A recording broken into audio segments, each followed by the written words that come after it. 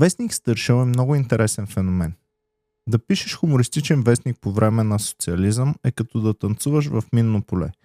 Хем трябва да е забавно, хем не трябва да гръмнеш. Стършел е официално издание, но в него са работили най-големите майстори на духа.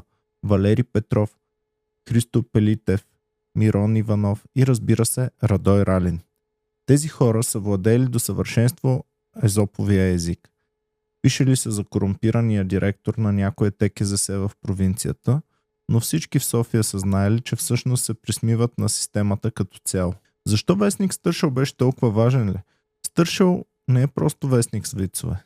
Той е бил капан за напрежението. Властта е разбирала, че ако хората не се смеят поне малко на абсурдите, опашките, дефицита, бюрокрацията, ще вземат да излязат на улицата. Затова Стършел е контролираната свобода на словото. Там карикатурата е била на световно ниво. Борис Димовски, Доню Донев и Георги Чаушов са превръщали белия лист в социална диагноза без нито една дума. Доню Донев може би е познат на повечето от вас с своите герои Тримата глупаци.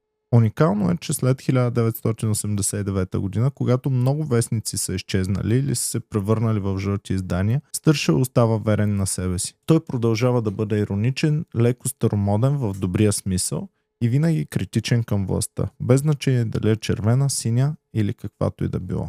Интересно е, че вестникът е кръстен на Стършела, защото жили лошото.